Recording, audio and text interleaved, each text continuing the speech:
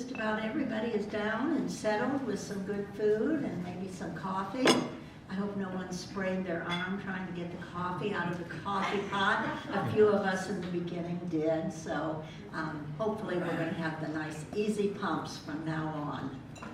I will be checking that every month, I promise. All right, let us begin with prayer this morning or afternoon. Heavenly Father, thank you for the abundant life that is ours through Christ Jesus.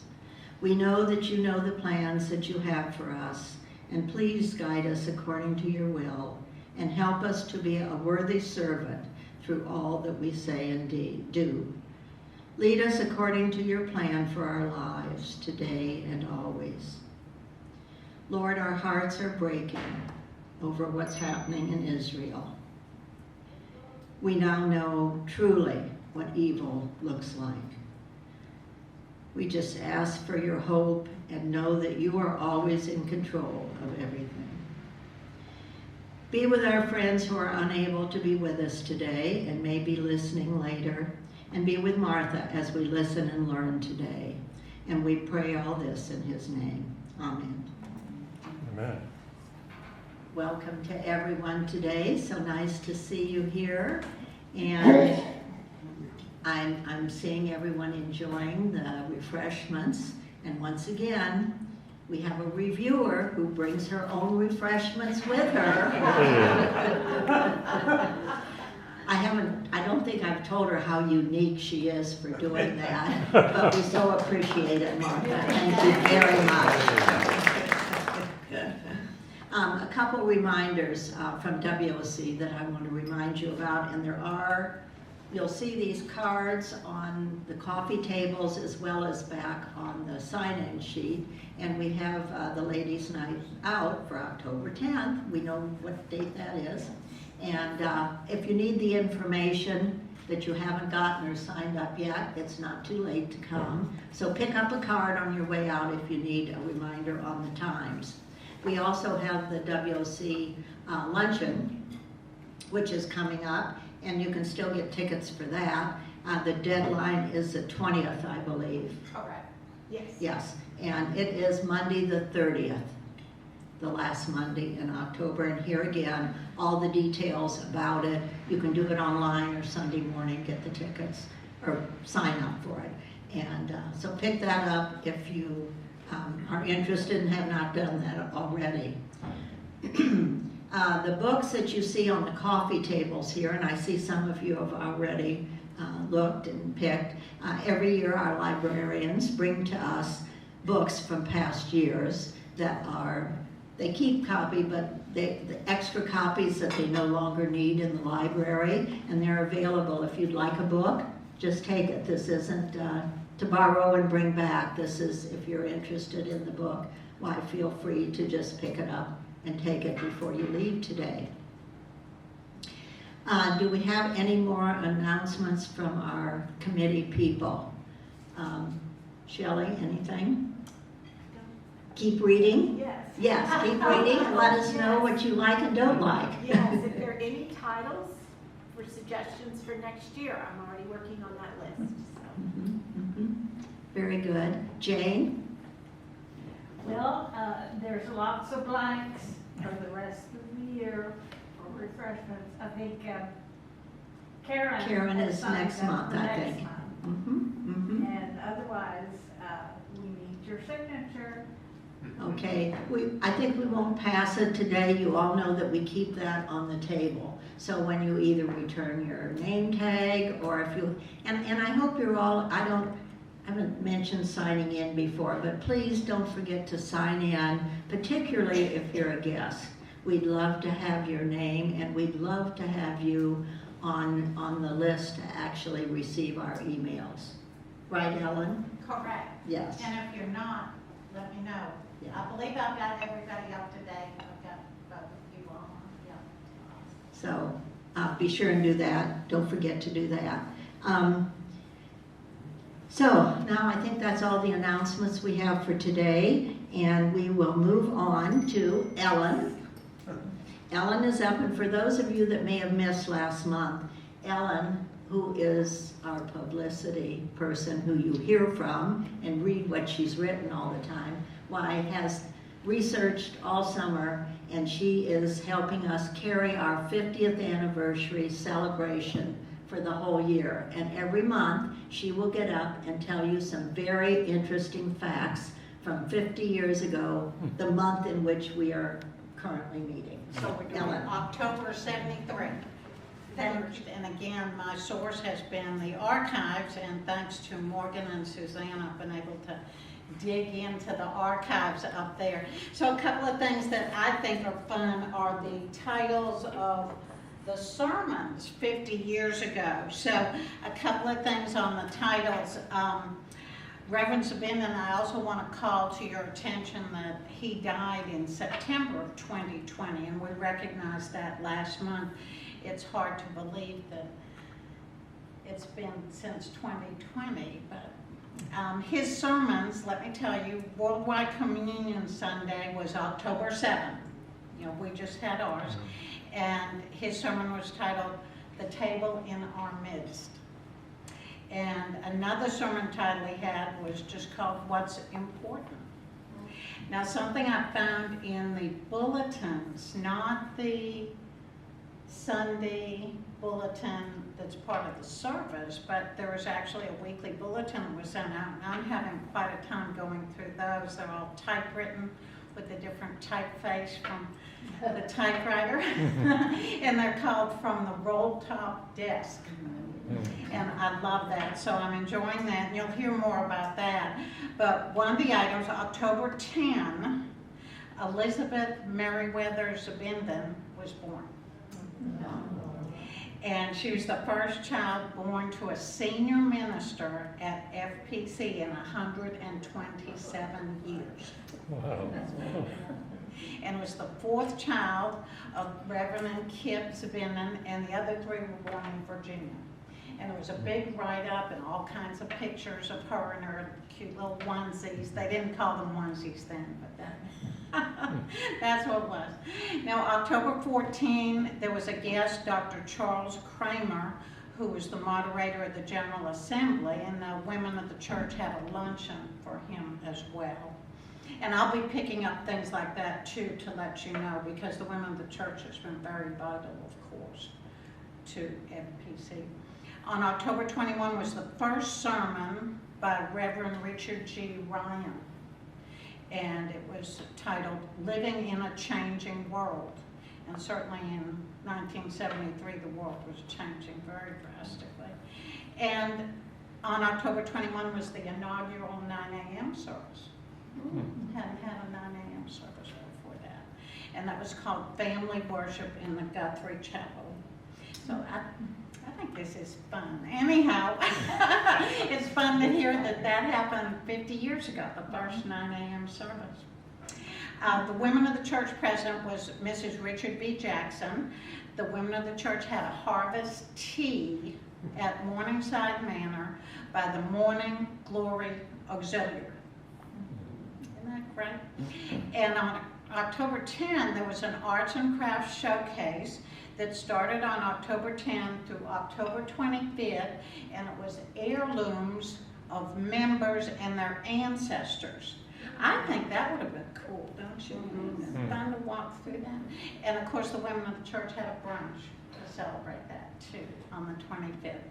The 24th, there was a discussion featured called The Changing Role of Women by Dr. Dawn Anderson, director of the Ecumenical Center for Religion and Health in the Medical Center.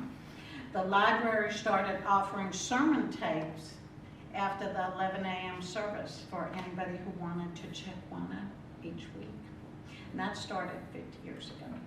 The renovation of the Guthrie Chapel continued, painting and new lighting.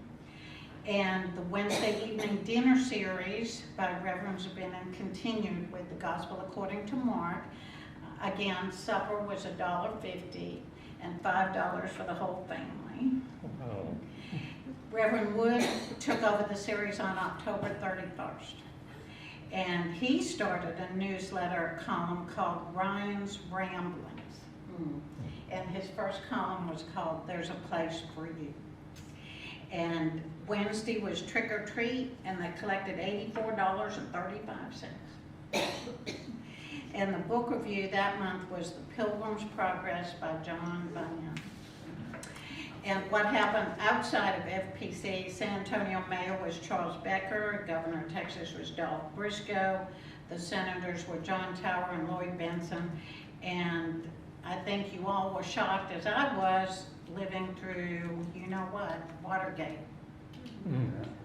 October '73, the Saturday Night Massacre, Special Prosecutor Cox, Attorney General Richardson, Deputy AG Buckleshouse, they all resigned, stemming from the June break-in at Watergate.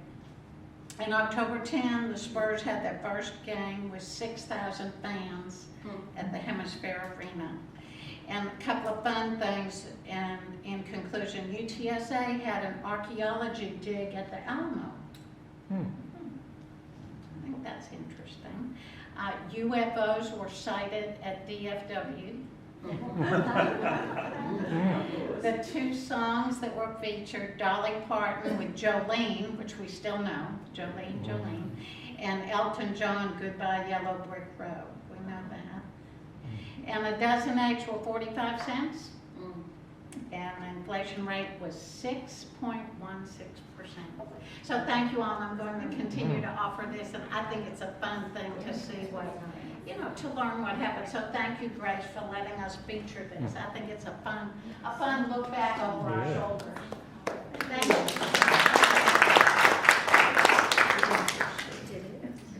And if you want to walk up, she's even got more up here on her poster, so be sure and see that. Thank you for all you add to our 50th year, Ellen. It's I think, just a real fun celebration that we can have. Martha, definitely another one of our favorite Literature Circle friends. And unless you are new, you already know a lot about Martha, and there isn't a whole lot I can add about Martha and Gordon, her husband. Perhaps she'll give us a brief update or anything on her family that we need to know. I didn't ask her if there was anything new to include. She has taught freshman composition at UTSA for I don't know how many years now. 26. But rest assured, so far she has not given us any written assignment. So I'm hoping that continues today. She got her BA in history from the University of Texas and her master's in English from William and Mary. So now, Martha, I'm just thrilled to welcome you once again. Thank you very much.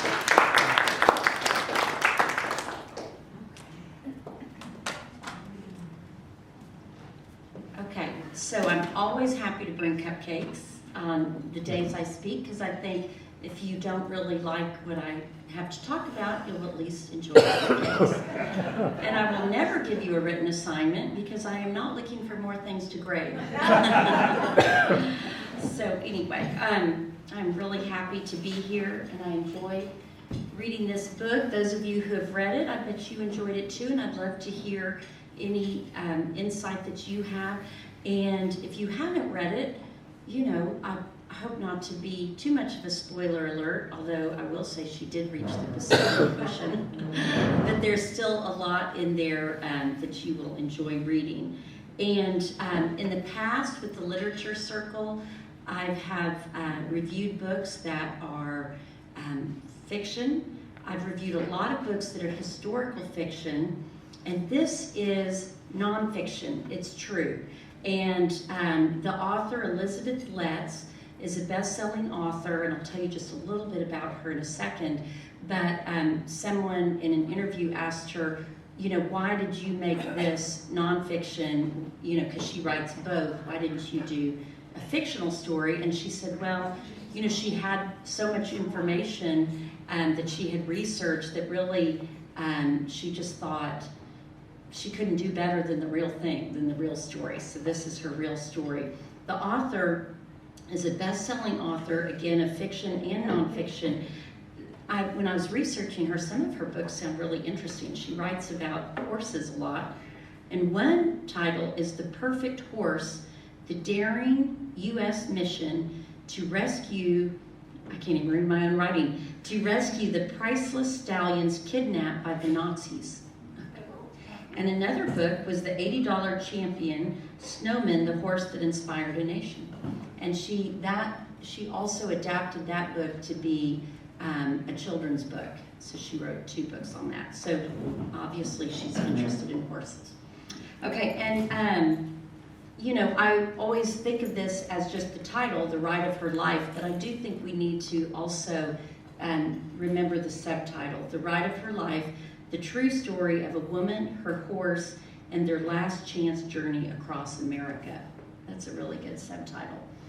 Okay, so I heard an interview with the author. She said she's always interested in ordinary people who do extraordinary things. Annie, the woman who rode across the country, was a powerful character. She was bold and brave in an ordinary package. It is a story of a woman who had a very limited life in Maine, and she never really knew much about the world beyond Maine, and but she learned it in her journey. Her dad's advice that she remembered was keep going till you get there. I thought, gosh, we all need to like tack that up on our refrigerator. Keep going till you get there. And I love how you start with the history of 50 years ago, and of course we need to harken back even further to 1954, so 20 years earlier than that. And I just think, wow, what a dramatic change even from 54 to 72 and then beyond. So the journey took her almost 2 years, and it began in November 1954, to leave Maine in 1954. So at the beginning of the book, we find her, she is sick. It's her lungs, it could be pneumonia, possibly tuberculosis, possibly cancer. The doctor told her to live restfully. That is what he told her. You might have 2 years to live restfully. But she was a farmer in Maine. Her family, her grandfather purchased the farm 70 years earlier. That's the only life she knew. And I think it's hard for a farmer to live restfully. And she did not have money. She didn't want to be a charity case. He said, the doctor said we could maybe find a place for you to live in a charity home, and that just did not appeal to her. But she had always had the dream of seeing the Pacific Ocean.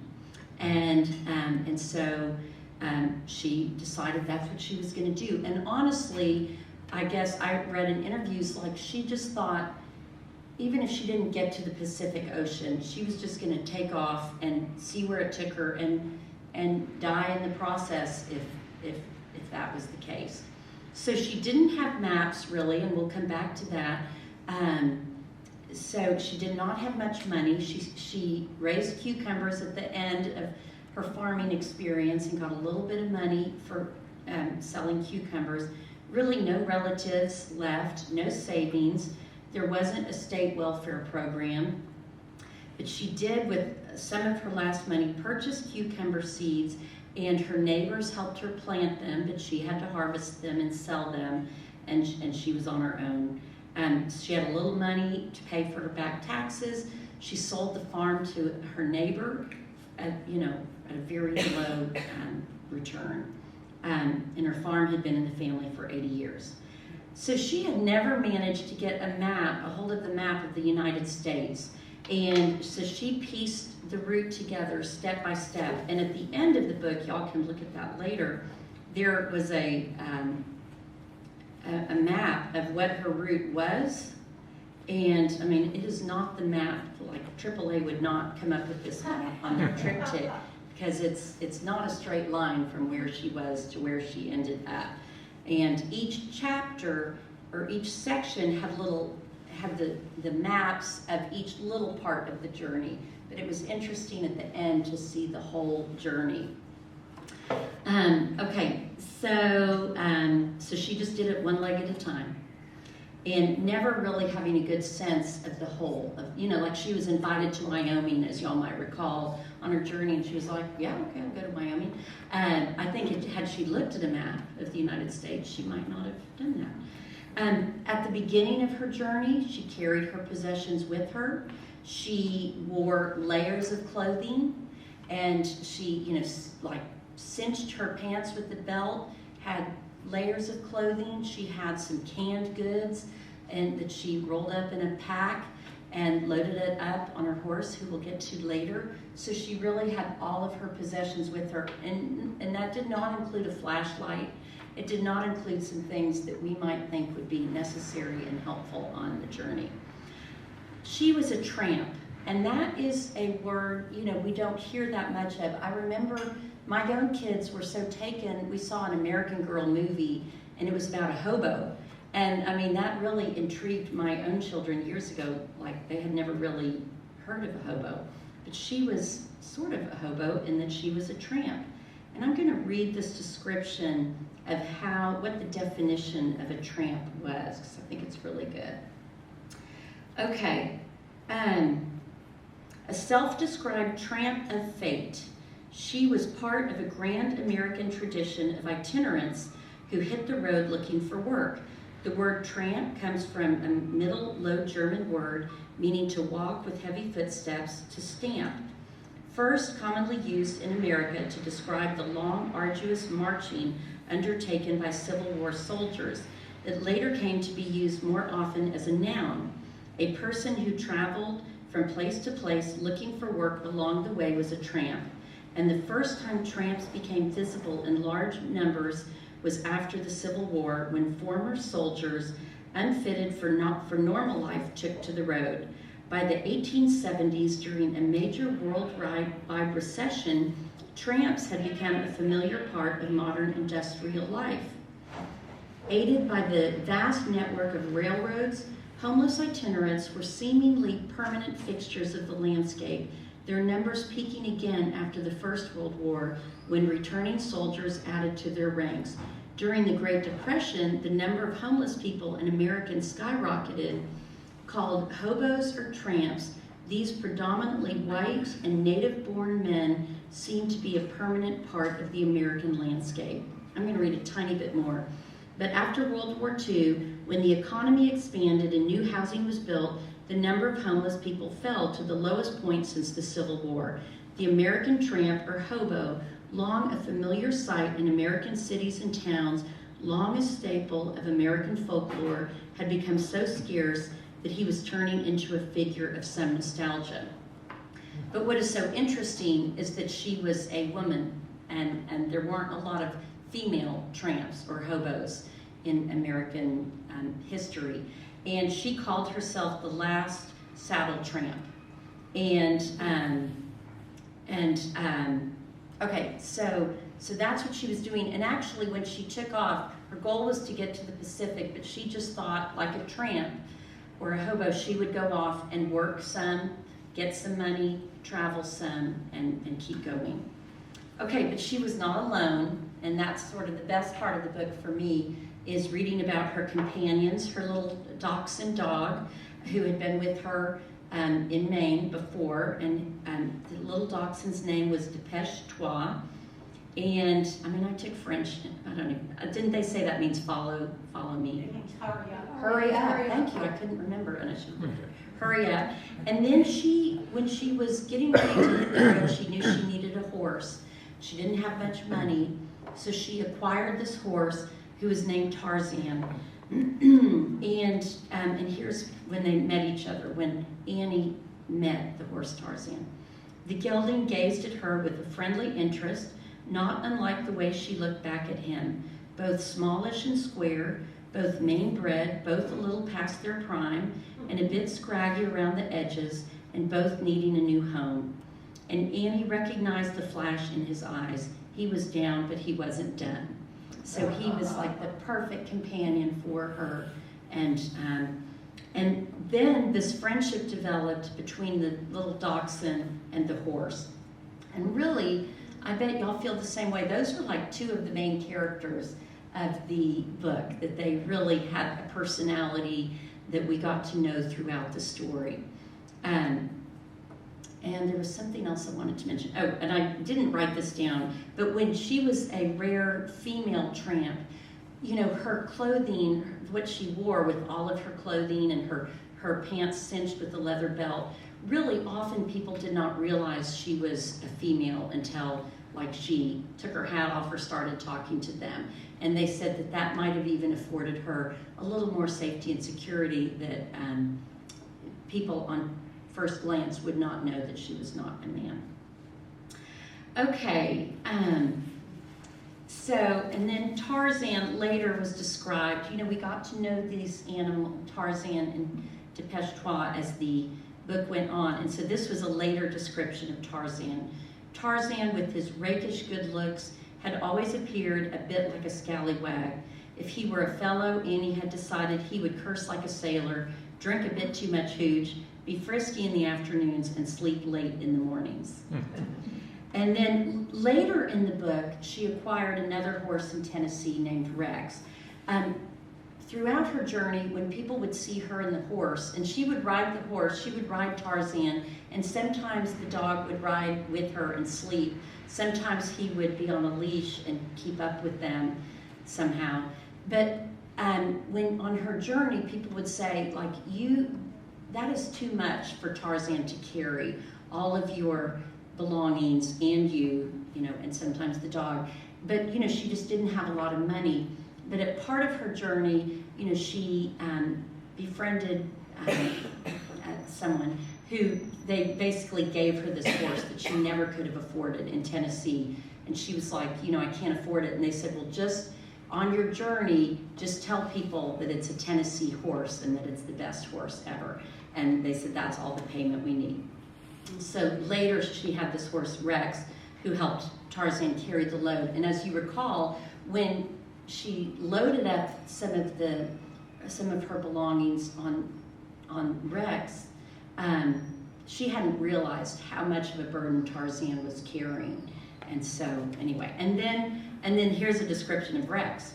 Rex was tall and cool, his gait as swank as Fred Astaire's.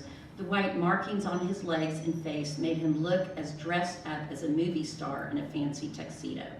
And again, it took a little bit of time, but then a friendship between the two horses and the dog developed, and they even conversed in their own language. And she was sort of part of that too. But I just felt a real connection from the descriptions to the animal characters in the book as well. Much Later, and I won't get to the reason why, but she acquired another horse named King, who was a gift from Art Linkletter after she appeared on his show. And she thought, well, Rex really means king, so that was a nice connection. She thought they had a kinship there. Okay, so, and I believe we as readers are interested in those animals as if they were human characters. I know I was. So this is a nostalgic tale. It's episodic. It goes from town to town, experience to experience, as she found stables for her horse and lodging for herself and the dog. So often she would stay in jails. That was a thing then, that approaching a community, if she needed a place to stay, they would let her stay in a jail cell and bring her food. Sometimes she'd stay in the barns. Sometimes she would stay in people's homes. And especially as the trip went on and townspeople were starting to expect her and get excited about this woman traveling with her horse and dog, that she would be met right outside of town and escorted into town on a truck or, you know, a little mini parade. And so some towns would let her stay in their nicest hotels, and definitely, you know, families would step up to let her stay with them. So that was neat. She faced challenges and hardships, as you might imagine, but she also experienced much good fortune in the kindness of strangers. A lot of that had to do with the time, 1950s. The highways really had not been built yet, so it was, the journey was on these back roads. Like the communities were connected with these roads,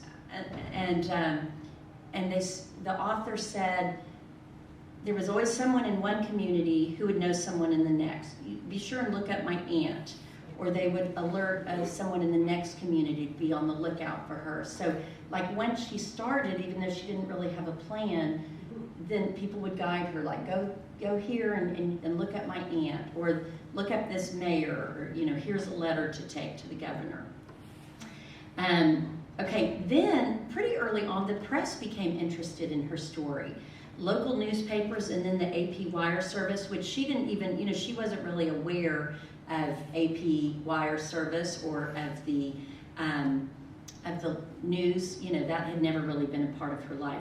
One particular journalist, Mina Sawyer, she struck up a friendship with her, and actually after the ride was over, years later, Annie lived at Mina Sawyer's house, and together they wrote a book about Annie's journey. However, that book didn't tell the whole story, because Annie had been divorced twice. She had been living with her uncle, who really wasn't an uncle, and so at that time they're like, we don't need to go into all that for a family-friendly book, and so that's why Elizabeth Letts thought, we can tell the whole story, which still was not very unsavory. It's a pretty good story there. In 2007, the author met Mina Sawyer's daughter, who was 87. And the daughter shared the memories of her mom's friendship with Annie. And okay, along the journey, people would send letters and items to her. And I was never really clear how people knew where to send that, because I don't think Annie really knew where she was going, but she would go to a community and go to the post office, and there would be letters addressed to the woman traveling with her horse, and there would be a packet of letters, invitations, blankets, things like that. So she would always get mail, lots of encouragement along the way. At one point, Art Linkletter sent a representative to tell Annie, hey, when you get to California, here's a number to call to look us up. Annie didn't know who Art Linkletter was. She didn't even really get the whole idea about TV, but she just, tucked that number away, and later she did call him. So all these generous communities, that's what I loved about reading it too, just seeing the generosity, the giving spirit. These communities would reshod the horse Tarzan, give him new horseshoes. They provide Annie with blankets, clothes. They, do her laundry, feed her, and through several times throughout this journey, she was sick. She was riding through sleet, snow. It was unbelievable. And so she would, doctors would help her. She'd have to spend a little time at the hospital. And some of these families would say, when she would be recuperating at their house, they'd say, just stay with us till spring, and you can work around here, just stay with us. And as tempting as that was, she turned down all of those offers, and as soon as she could get on the horse again, she would take off again, because she just thought, I have to keep going. And so she really, I think, for the most part, did not accept those offers. Which they all sounded good to me, all those offers. But to her, they didn't. One colorful household was the Rose household. They had a menagerie of animals. They had a riding academy. They were really good to the children who couldn't afford riding lessons, and they would provide it. She felt a deep connection with them, spent Christmas with them. They too said, why don't you just stay here and you could help us take care of the animals? And she was tempted by that, but ultimately she just thought she had to keep moving. Along the way, this is full of little stories. She spent an evening in a tavern type thing, visiting with someone who turned out to be Andrew Wyeth, the celebrated painter. And he had been sketching a picture of her horse, Tarzan, and she was like, that's a great picture. Little did she know, had she hung on to that, could have been worth something. She thwarted a holdup once at a gas station. That was one of the exciting bits. She got drenched in a flood in Wyoming. In fact, she had been taking notes in little diaries, and in the flood, 2 of those diaries went away. She lost her horses a couple times, but found him again. One time her horse was poisoned by drinking out of a stream, but didn't drink enough to kill the horse. And I mean, I read this book months ago, and then I reread it last week, and really, like, I hated to reread that chapter because, as I said, you know, I felt so connected to the animals, but that was a good ending to that story, that the horse turned out to be okay because the horse didn't drink too much of that poison that was in a stream. Someone had poured poison in a stream. She was the first to traverse a brand new superhighway in Kansas. So she was trying to get across Kansas, and they were putting the finishing touches on this superhighway, and the workers there saw her and they were like, well, it's a good thing you have that letter. And she was like, what letter? And they said, the letter from the governor saying that you and your horses could traverse on the superhighway, you know, wink, wink. And she was like, okay. So anyway, so before the highway in Kansas opened, she, her dog, and the horses were the first, and they got to traverse on that superhighway, which saved her a lot of time. She rode in the Grand Parade of Cheyenne, Wyoming. She considered a marriage proposal with a man who owned a ranch and near in Wyoming, and he didn't have anyone to leave it to, and he said, you know, if you marry me, I'll sign over the ranch to you right now. And again, that was sort of tempting, but she kept going. And he said, if the answer is no, just never write back to me so I can always keep hope alive that maybe you will be there. Okay, so that is like what was happening in the book. We just followed her leg by leg. You know, she didn't exactly know where she was going or what she was doing, and we got to see, you know, the challenges, but the kindness of people along the way. But interspersed with her story were several history lessons, sort of what was going on at the time in America. And I'm going to read well, let me read one passage so you get the feel of the kinds of history that was interspersed. So early on page 24, in 1969, 20 million Americans lived on family farms, and that can't be right. It can't be 69. I'll have to look that up. Here we go. No, yeah, that was a typo. In 1950, 20 million Americans lived on family farms, a number that was still robust, though there had been a slow decline since the beginning of the century. But the number of farm families was about to go into a precipitous dive, leaving only half that many by 1970. And then it would go on to a lengthy paragraph. So like you'd be reading about her, and then you get a little mini history lesson about what was going on. I have a few sentences of some other history lessons. On page 44, talked about the American automobile. For the American automobile, 1954 was a banner year. That year, the average price of a new car was $1,700, costly enough in the 1950s currency that most people bought on a payment plan. Then, on page 179, the first road map for drivers, a map for Vermont, was issued in 1911 by the American Automobile Association. And then there would be like a long passage talking sort of about the history of maps and how they developed.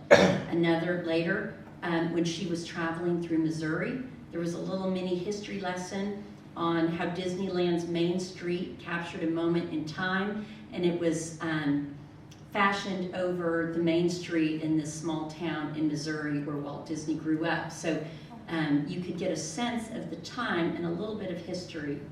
Here's another one. You know, she did not have insurance, so there was a little mini history lesson on that. During World War II, some large companies had come up with the idea of offering fringe benefits like health insurance as a way to compete for scarce workers. Okay, here's another one. In the 1950s, as the country was changing, the timing of her journey helped her.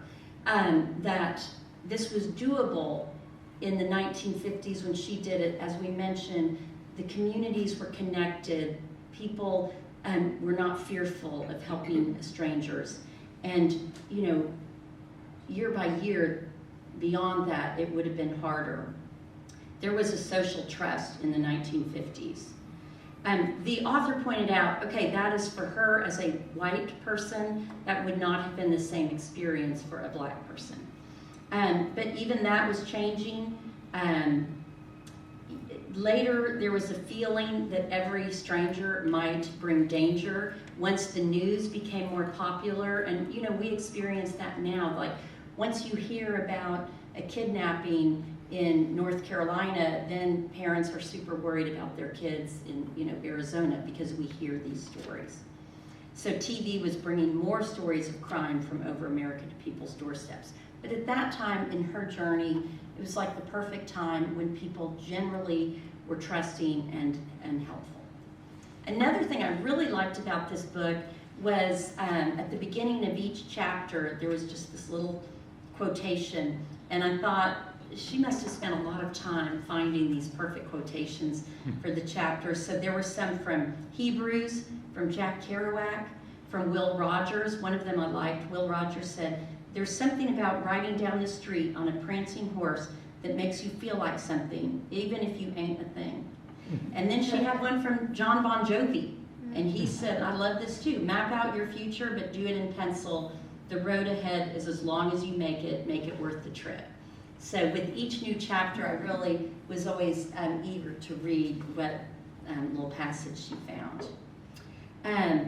Okay, so I did hear an interview with the author, and part of her said, you know, part of her thinks Annie could still make the trip today. Like, as you're reading it, you're like, this could not happen today. She said, maybe it could happen today, but I don't know. What do y'all think? Thumbs up or thumbs down? Probably not. Yeah, okay. I mean, yeah, I know. I think I agree with you. And then one thing at the ending, she said, that's the thing about the future. You can't get there by imagining. You can only get there one step at a time, and the hardest part is taking the first step, you know, and I love that too. So, so that's what I have about the book, but I have one more thing I wanted to mention. As I was reading it, I kept thinking of two other books, and I bet you all can guess one of them, which is Travels with Charlie. But the other one was a book that I read. It's on my Kindle. I read it all the time, and it's like How to Stop Worrying and Start Living by Dale Carnegie? And I looked that up. That was published in 1954. Still very helpful. 1948 was when that How to Stop Worrying and Start Living. Why I thought of that book is because this book, when it would talk about her experience, it would name people by name, and it would say, you know, I mean, I don't have examples of that, but like Susan Baldwin, you know, met her at the post office and did this, like, and that made it was real. These were real people that she mentioned.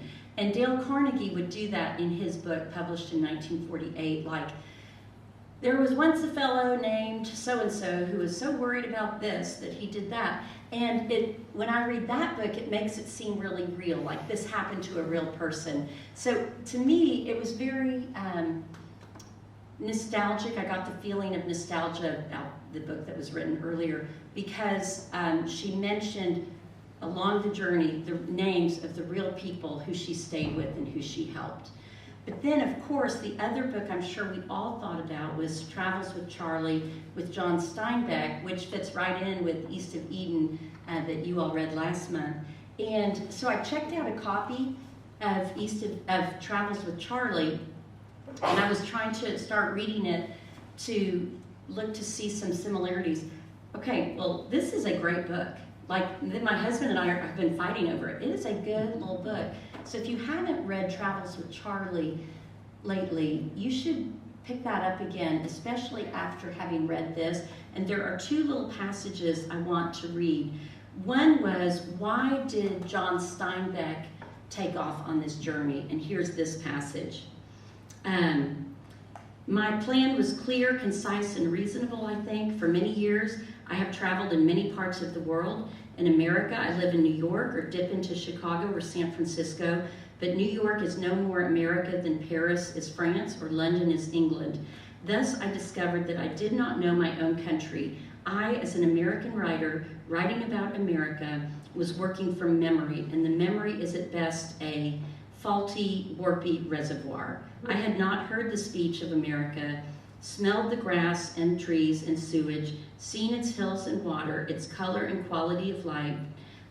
I knew the changes only from books and newspaper, but more than this, I had not felt the country for 25 years. In short, I was writing of something I did not know about, and it seems to me that in a so-called writer, this is criminal. Okay, this was published or this journey that he took was depicted, was in 1960. So it was, you know, what, so like 6, 7, 8 years after Annie's, and I bet a lot had changed. But then I was really surprised to read this too. He said, okay, during the previous winter, I had become rather seriously ill with one of those carefully named difficulties which are the whispers of approaching age. When I came out of it, I received the usual lecture about slowing up, losing weight, limiting the cholesterol intake. It happens to many men, and I think doctors have memorized the litany. It had happened to so many of my friends. The lecture ends, slow down, you're not as young as you once were. And I had seen so many begin to pack their lives in cotton wool, smother their impulses, hood their passions, and gradually retire from their manhood into a kind of spiritual and physical semi-invalidism. Invalidism, how do you say that? Okay. In this, they are encouraged by wives and relatives. It's such a sweet trap. And isn't that interesting? He got the same advice from his doctor, slow down. She got the advice from her doctor, you know, live, you know, slow down. Yes, thank you, live restfully. And she was like, as a farmer, like, no, I cannot live restfully, and accept it. And he had that same impulse years later. And I read an interview with John Steinbeck's stepson, who later said, really, he thinks John Steinbeck took off on this journey because he thought he was dying, much like she did, and they just thought we're moving on. So an interesting connection between these two people's experiences. Like, I'm just going to take off. So anyway, do y'all have any other comments about the book or anything that really struck you all about it? I'll bet Steinbeck had a map. I bet he not only had a map, but he had money by that point, and so he had this, like, his truck was adapted, and it had a little stove, a little toilet, a bed, on the back of sort of a pickup truck that was made just for his specifications. So he was not riding a horse through the sleet. Well, I found it annoying that, you know, however helpful these people were to her, and they certainly were, that nobody thought to give her a map of the United States. Right. Well, there was that history there of maps. I mean, I guess they weren't as common then, but I mean, I'm sure she could have found one. Yeah, the gas stations had them. Just Yeah. in the region. Well, she had gas station maps, so that is true. Then for a while, she'd go to a gas station and someone would give her the gas station map, but it would take her to the next town or state, but not a map of the United States. But people were, you know. I mean, yeah, maps people were existed. beat a dead horse or Yeah. anything.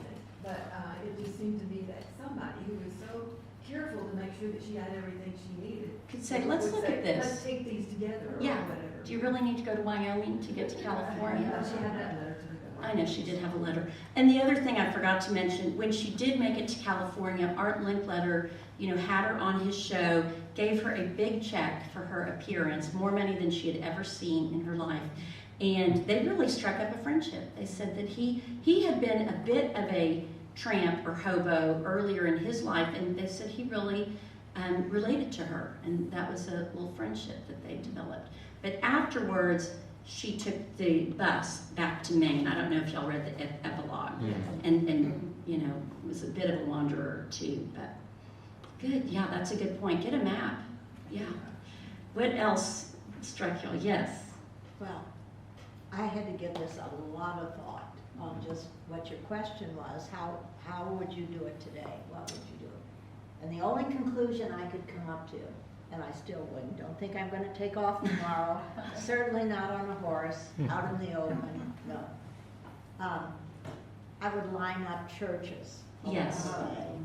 And I'd have a church I was gonna go to, and then I'd say to them, okay, now what's about 5 miles from here? I think I Yes. can make it that far. And then I'd be signed up for the next one. And then I might consider something like that. That is a good plan. And That's a outside very of good that, plan. just, no, Yeah, I need to organize a little better Yeah. than she did, but, yeah. Well, I was impressed by the fact that you could put a pair of dungarees over the other pair of dungarees. me too, and still move, yeah. And then what did that accomplish except awkwardness? And, well, I And they know, don't go alone, of course. yeah, you're right, the horse is, Well, they carry the same weight. I thought it was to keep her warm, Well, but later, but yeah, she didn't need to head off in November wearing all of her clothes over the other, yeah, you know, Let's go. and then that bottom layer gets dirty. Yeah. And you have to, oh, You just switch them around. yeah, I thought of that too, very uncomfortable. Good, yes, I just thought of Grace's plan, like to plan ahead like 5 miles, because when I was growing up, we lived a block and a half away from Illinois Central Railroad tracks and in Illinois.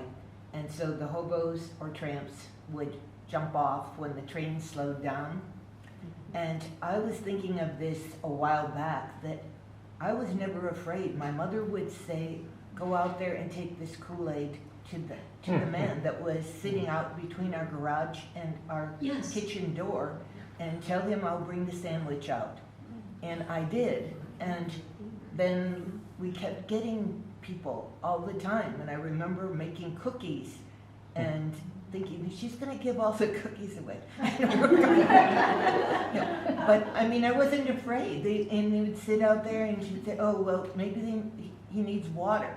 But we had all kinds of people. And then someone said, oh, you must have an X on your property. And so when Grace was talking about her plan, now I'm thinking maybe the hobos had a plan. There was some marking in our neighborhood that that at give this food. house they would get food, because they didn't go to the front door, they didn't go to the side door, they went between the garage and by our lilac bush. I love that. I bet you're right. And word of mouth, and that you weren't afraid that your mom would send you out. That yeah. And that had to be like at like 47, 48 to 50s. Right. And they were always so polite. My mother would always say, oh, he said thank you, and you know. Right. But I wasn't, I don't think I would go to my side door now to feed someone Right. out in my yard. Yes. That's how far Exactly. we Yeah. My come to grandmother this. always fed the people who would come, the hobos or whatever, and she gave them whatever she had. And one time, she had a piece of cornbread, and she cut it into it, she put some greens in there and gave it to this guy, and he refused to take it. But she didn't stop feeding him. Right. But he did, at one time. He didn't want the Yes, greens? he did. Huh. That's what she did. Interesting. Yeah, that's, yeah, well, the word tramp is derogatory now. right, You call someone a tramp now, that's a Right. fighting word, right. you know? You don't hear the word hobo much anymore. No. Yeah. Interesting about Tramp, our beloved pastor of First Presbyterian from 49 to 69, George Mosey, a rather aristocratic person as Americans go, would, nearing retirement and after retirement, would take summer vacations on what was called a tramp steamer. Yes. And that, what was tramp about the steamer is that you were taken good care of as one of the very few passengers on an otherwise freight boat. But the freight might take an indefinite amount of time loading or discharging its cargo, and you didn't know when you would get wherever it was going to go. You know, so you were just signing. You were just up for- open to whatever, open, yeah. You know, and you were just had to have plenty of time on your hand just to sit and read and meditate and look out at the water and that's a tramp steamer, so that's a different kind of Right. tramp, more like Melville and Ishmael and Moby Dick going around the world on the water, but then there's all the other kinds of people, and there are other people that have walked across America, you've read about them, and Yes. makes news just like she did. And at the time, there was someone on his bicycle, right? Going, and they were like, have you met so-and-so on the bicycle? But he had like a sponsor, and, you know, he was more into the publicity, and they did meet each other once. And he was like, who's your sponsor? And she said, I don't have one. And he was like, I don't believe that. You know, but so it was different. But even then, yes. I think she must have had an amazing personality. And going back to the very beginning, cucumbers, Mm-hmm. and she got all of her friends, the people in town to help her plant cucumber seeds. Well, they said that was like the main spirit, where neighbors helped neighbors. But still. Amazing. And she was true to herself, so I don't think she was just like gregarious and, you know, super friendly. I think that she was who she was. Yes, And, you know, that's always appealing to she people. was certain of herself. She knew who she was. She wasn't putting on airs, obviously. She would express her opinion when asked, but But that maybe was people such a found it gamble. refreshing. Yeah, Such a gamble to Mhm. think cucumbers yeah. to get started. Well, I mean, I could not do that. Well, you know, she turned down the charity rest home, Yes. but she took charity from the people along the way. Mm-hmm. So But maybe that's why she didn't stay. Yeah. That's a conflict, Mm-hmm. you know, and then there was something about the kindness of strangers. Right. So one is a kindness and the other is a dole. you know, Right. dole. So it's your outlook that matters. Mm-hmm. But you know, on the road, on horseback, you know, she had her thoughts going a mile a minute. And that's what you put in her diary. Right. And her little companion, the dachshund, who, you know, she had to keep him out of trouble and, you know, keep the horses Oh, yeah. safe and in line. Yeah. And then they got sideswiped that time. Yes. Oh, that was horrible. Yeah. And then the death of Rex, that was so painful. I know. I couldn't even really talk about that here. Yeah.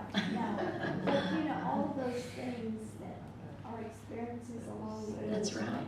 And Yeah. one could have just waylaid her. Sure. She said, that's the end of this journey. Yeah. I thought it was a shame she had to sell her farm because she owed $54.86 in back taxes. I thought that's incredible. That you is. know. So, Yeah. Something that had been in the family for Yeah. 80 years. Yeah. Well, it was a really good book. I enjoyed it, and Good. thank you very much.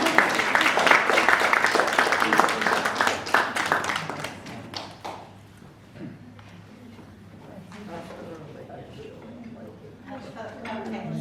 And the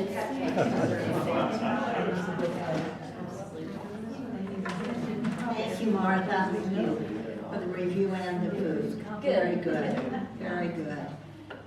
The only other thing I was gonna add on that is it not amazing? Didn't you think that all the way through, okay, she's been given this term that she has left, and she made it, and look how much longer she lived past that. Right. Like I think that's, 20 years after yeah. that. Yeah. yeah, pretty interesting. Anyway, thank you very much, and thanks to everyone for coming. Breckenridge is our next book. And I have not read it yet. It's excellent. Excellent. Okay, Willie has also read it. She read it early summer, and she gave it a rave review. So, yeah. Shelley. And I believe the author, Louis Fisher, is the one that will be reviewing it. Yes. And he will have copies with him if you'd like to purchase any.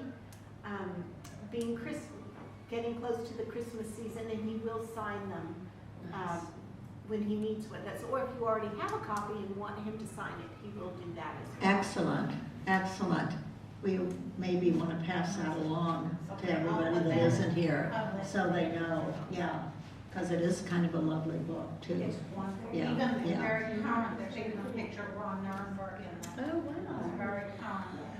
Excellent, very good. Thanks for sharing that. I did not know that. That's November the 14th when we do that. So thanks again for coming, and see you around, and see you in a month. Thank you.